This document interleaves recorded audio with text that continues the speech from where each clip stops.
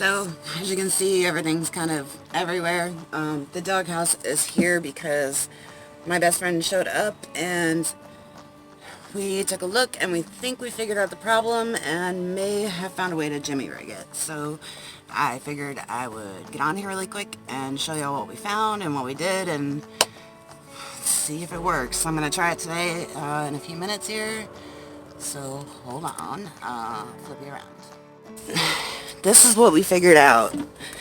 Basically, we got it started and figured out, you see the binder clip here?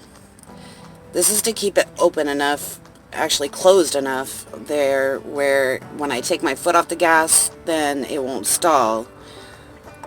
Basically, it's not adjusting itself. Sorry, hold on. It's not adjusting itself, so basically when I start it, it's staying wide open, and that's the reason that it keeps stalling, basically. He put it at that where it's not taking in as much air, and it runs a hell of a lot better. So the binder clip is basically there to keep it from closing, because if it closes, it'll, I believe, choke out the engine and stall. But if it's open and I take my foot off the gas, it'll also stall. So, not sure how to fix this. He tried lubing it up a little bit. It didn't really help, but it's basically not adjusting itself. So there is another leak by the fuel filter down below, which I will include pictures and a little video. So if anybody knows what's going on with that, that would be super. If you could leave it in the comments, that would be awesome. If anybody knows how to fix this problem that I'm showing you now, where this flap right here is not doing its job by adjusting itself when the motor is running. So other than lubing it up, if anybody else can give me some ideas on what exactly that issue is so that when I do take it to a mechanic I can explain it a little better, that would be super. Please leave it in the comments and I really appreciate it. So I'm going to try it here in a few minutes and I will let y'all know how it goes. So wish me luck. Hopefully I will get out of here today since I've been stuck here. Give me 1 second. I'll flip you around.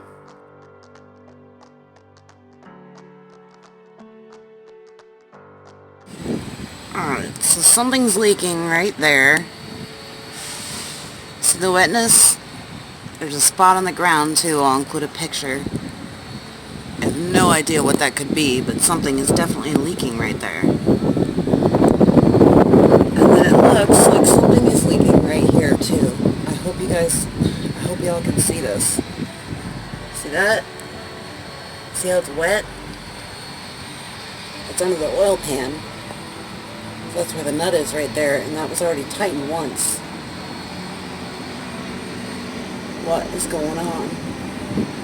Someone, please help. See that?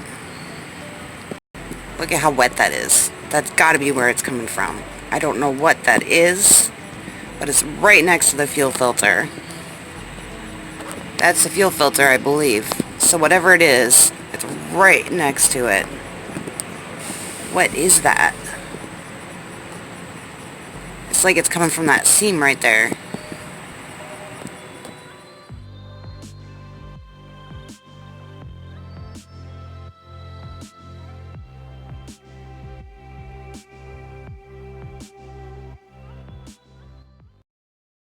Alright, so now that you've seen what the problem is, hopefully I can get it started and keep it running long enough to put the doghouse on, because if it's not on, my foot, like even when it is on, my feet are so on fire. I think the insulation in it is just so old in the doghouse that it's not really doing its job anymore.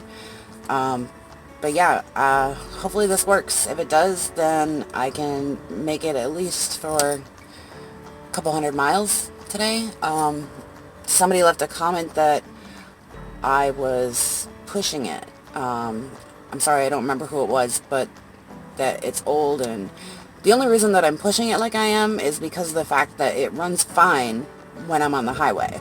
So if I have the gas, I'm going to push it as far as I can while I can. Because the problem isn't when I get on the highway, isn't on the highway. It only has a problem after it warms up and I have to stop somewhere. So when I get off the highway, when I'm at the stoplight or stop sign, whatever it is, I have the chance of stalling when I anytime I'm pretty much not going straight on the highway. So that's why I'm pushing it. I don't want to push it like that, but I don't feel like I really have a choice right now, because if I don't, I'll never make it to where I'm going, and I'm like, this whole trip has taken a lot more food and gas money than completely expected. So on that note, I did create a PayPal account.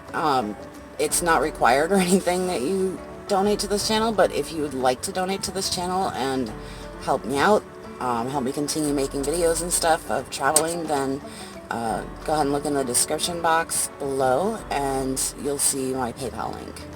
I still have to get a card for it because it won't let me link my bank card for some reason. So yeah, I'm going to get one of those PayPal cards, but I mean, it's all set up, so it's available to donate to. If it's not highlighted and the link doesn't take you there, you can always put the link in at PayPal, and that way you can donate. So I just wanted to put that up there. I did get most of my videos edited where I'd added the link, but I think YouTube like stopped me from doing it after, I don't know, I was somewhere, it was the Florida videos. So yeah, so that's the update, and pray for me, wish me luck. I'm absolutely terrified to even try this, even though I do feel a lot better about knowing what's going on and how to fix it and how to get it started again. So yeah, wish me luck. I will let y'all know how it goes, and see you soon. Love y'all. Peace out. See you next time.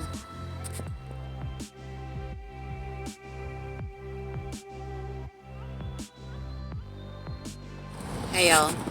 So I almost made it to the Walmart, and it stalled in the middle of this busy highway. I was literally crossing the line, so I was in oncoming traffic right there.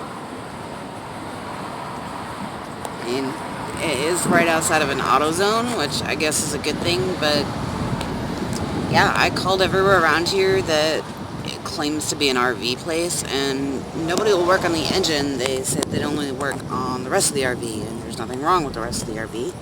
It's the engine. So they gave me a number to this mobile mechanic, and I called him, and he's a very nice man, and I will be including his information here. I wrote it down somewhere. His name is Danny, and he's been amazing. He looked at the choke, thought maybe it was a vacuum leak when I described it to him, which is the same thing my best friend thought, but now he's thinking no, and he's said there was no fuel getting to, like, it wasn't getting enough fuel. So we checked the lines, and I've even been helping him. He had me blow out the lines for the fuel because thinking there was a clog, and then he checked both filters. And by the way, thank you for the person that commented that there would be two filters. One's an inline filter, and the other one, well, there's an inline filter which we changed already, and the only idea he has left is that it's the fuel pump.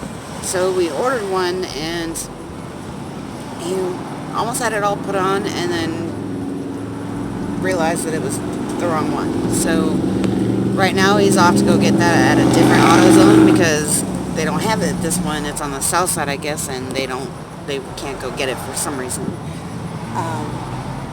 Yeah, and I'm just in awe. I'm ready to give up on this thing now. I really am. Like I said, as much as I love the inside, I kind of want to just, rent a U-Haul and leave it. If this doesn't work, then nobody knows what the hell's going on, and no place around here will work on the engine. So because of the fact that I had roadside assist, I paid extra for it, and when I tried using it 2 times before last, they said yes, I had it, and then every time they'd send me to dispatch couldn't find it and said I didn't have it. So I kept getting the runaround, and they said, well, you can add it for an extra $140, even though I already paid extra to have it on my policy. Somebody didn't fill out a paperwork right or something, some kind of red tape issue, and for some reason I don't have it, which would have towed me for free, unlimited miles to the closest place that will work on it. So I'm just sitting here waiting for him to get back with the right fuel filter, or fuel pump, I'm sorry, and he'll put it on and go from there. I hope I don't have to make it out in the middle of traffic again to find out that it's just going to stall again. This is now the 4th time it's stalled on me in the middle of traffic and almost killed me. So I'm pretty fed up at this point. And people around here in Tennessee are just so nice. So nice. It really is the state for volunteers, because I've never had more people volunteer to help me in my life.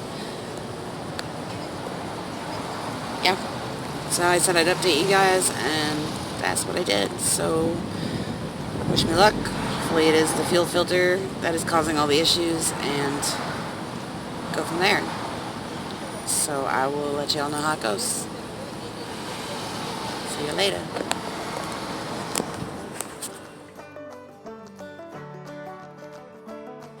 So in closing this, guys, so the gentleman's name is Danny Delaware, and he is in Jackson, Tennessee.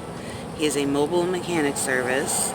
It's DB Mobile Service, and the phone number, sorry, I think I was like covering the mic. So it's DB Mobile Service. His name is Danny Delaware, and the phone number for him, in case anyone needs a mobile mechanic, is 731-394-8287.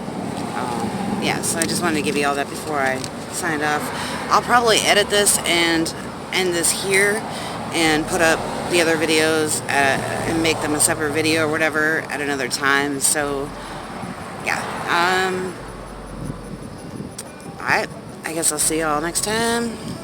Peace out, love you. If anybody has any other brainstorming ideas, please don't be shy, leave them in the comments below. Alright, see you soon. So in closing, yesterday, of course you can tell it's the next day now. So last night, I,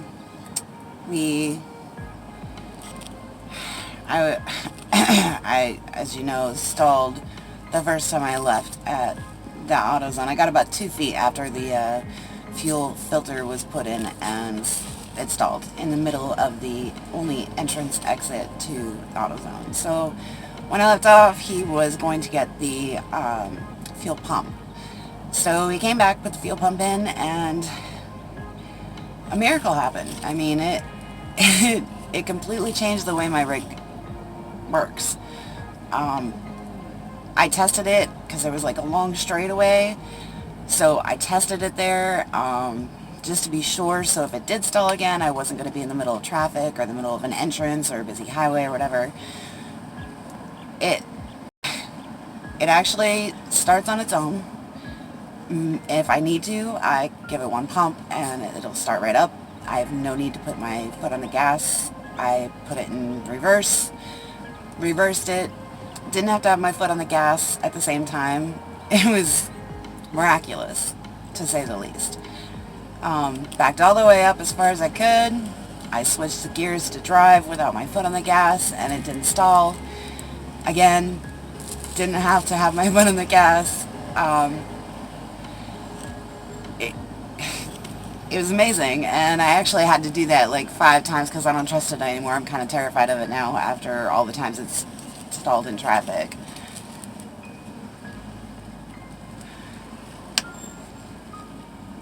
He followed me to the Walmart because I was hoping they could torque by wheel for me. But they don't have the right equipment. They don't have like big rig equipment. So they did point me in the right direction to somebody who can. So I'm about to go over there, and this will be like the moment of truth. But I made it to the Walmart. Didn't have to drive it with 2 feet. It ran beautiful. I mean, all this time it was the freaking fuel pump. I'm sure it helped that the fuel filter was changed too because it was full of rust. But yeah, so new air cleaner, new air filter, rebuilt carb, new fuel filter, and new fuel pump. And finally, the fuel pump is what did it.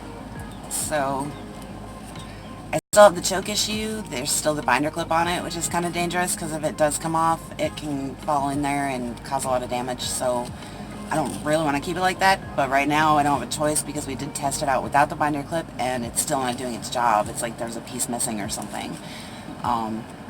So yeah, so for now the binder clip is there because it runs a lot better. It likes to stall if the binder clip isn't there and it's wide open. It will stall out again. It doesn't stall out as easy, but it still will stall.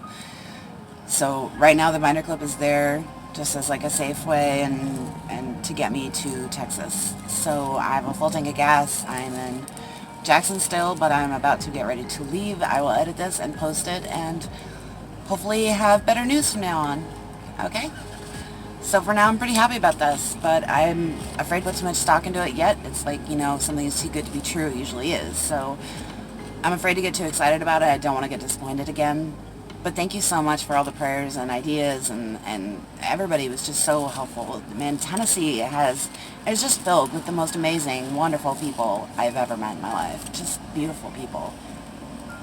So yeah, I guess that's the update, and hopefully this video isn't too long. Sorry if it is. I just want to make sure that you all know exactly what happened and that it's running incredibly better.